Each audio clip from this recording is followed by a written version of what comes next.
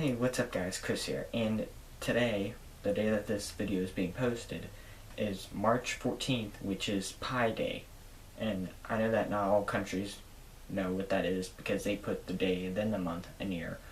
But since we put, here in the United States at least, since we put the month and then day, today is the third month and 14th day, and I have no idea why my lights are flickering. That's been happening recently. No idea why. Anyways, aside from that, it's the reason why I decided to talk about this, as you can see in the video, in the title of the video.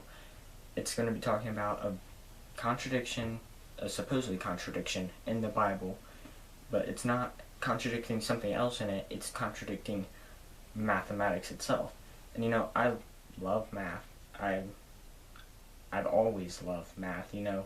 Okay, I'm going to tell you this. I'm the weird kid that in 5th grade, we were learning the distributive property, associative property, commutative properties, those things. You know, I had a lot of fun doing that, and really, the playground wasn't that fun.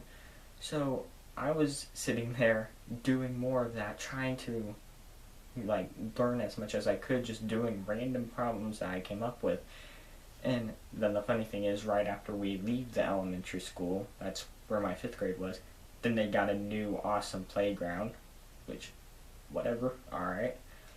But, yeah, and then in my middle school, I actually was taking a high school level math class. It was algebra, so I got a high school credit then, and I'm in pre-calculus right now, which also is somewhat trigonometry, and I'm going to probably be going into college algebra next year. So, as you can see, I love math. So this has a lot to do with what I love to do, which is math. So if it's wrong with this, then I'm going to have a little bit of a problem. But I can assure you, it is not wrong. So I'm going to read you the verse that they say is the problem, and then we'll go from there. It's in 1 Kings, and it's 1 Kings 7:23. He made the sea of cast metal, circular in shape, measuring 10 cubits from rim to rim, and 5 cubits high. It took a line of 30 cubits to measure around it. Now, clearly, if it's 10 cubits in diameter, then it would not be simply 30 cubits in circumference if you are looking at a specific circle, because pi is 3.141592653589793238, and so on. And so it would be 31.41 whatever. I'm not going to go through counting all those numbers again. And so the problem is, it clearly doesn't state that. So is it incorrect? Do they not even know simple math like that? The answer is absolutely not.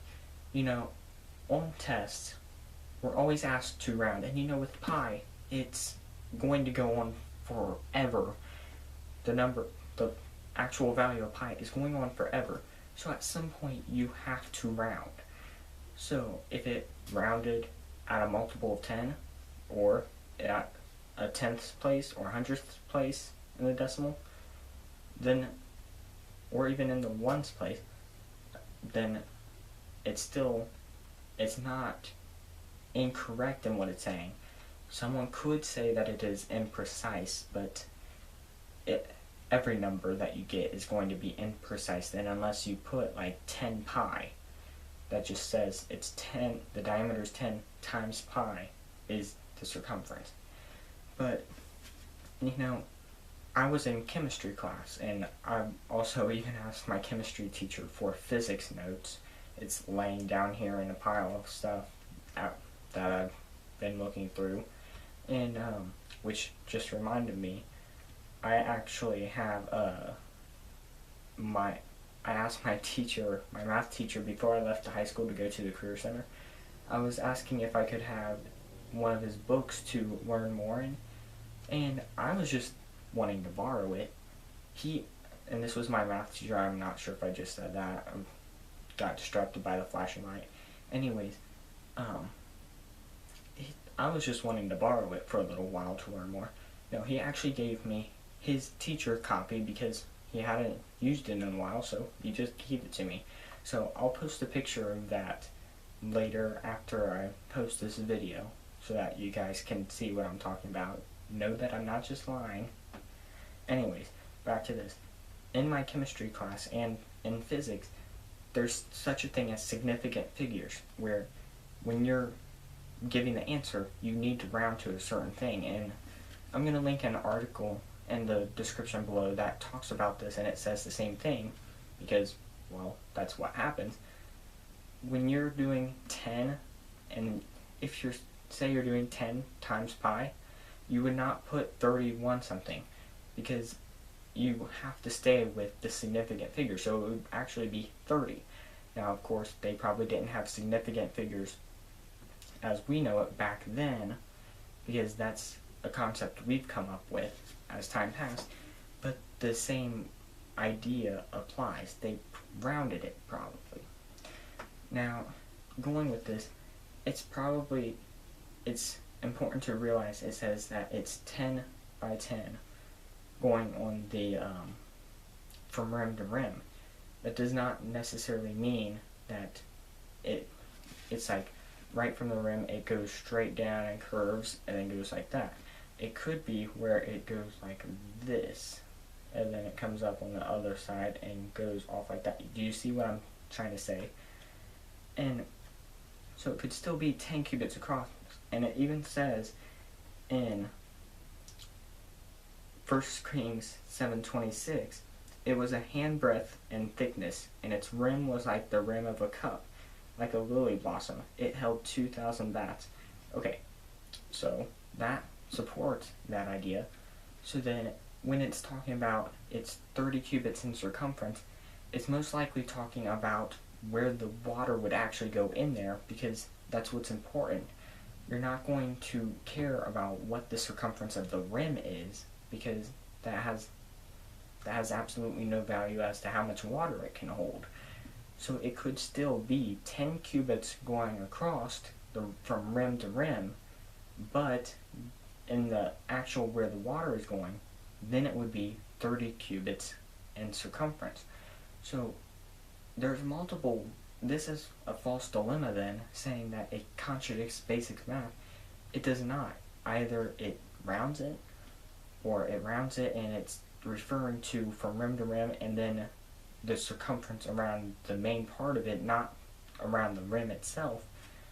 And I'm sure there's other things that, if looked at, if studied deeply, which there are universities where you can study the Bible, it's looking at the specific language, looking back in that time period. It's really awesome, and I hope you guys look into that. Then there is no problem with it. So I encourage you to read the article that I list below and look for other stuff. And if you want to make sure I'm telling the truth about the significant figure things, ask your chemistry teacher about significant figures, because clearly I would hope he knows. We used that more during trying to think back last year. It was more for when we were doing not chemical equations. It was converting to different values from converting units. So anyways, I believe that's what it was. It probably was. Yeah, it definitely was. Okay, anyways, aside from that, so no, 1 Kings 7:23 does not contradict what pi is, and that's, I'm going to say it again, 3.141592653589792328. I might have just messed it up, actually. I feel like I did, but I don't know, and so on. Like I said, it goes on for a long time. I tried to memorize the first so many things. At first I only knew the 3.14 159265, and then I went on. So anyways, that's beside the point again. I apparently love getting off topic. So anyways, like I said, this the Holy Bible does not contradict basic math. So today on Pi Day, make sure that you know that the Bible does not have trouble with basic math. So again, I hope you read the article I list below, research it, ask your chemistry teacher or physics teacher about significant figures. Maybe even ask your math teacher about it. I'm not sure if they deal with specifically with significant figures. I hope you know what rounding is. So, yep. Have an awesome day, and God bless you.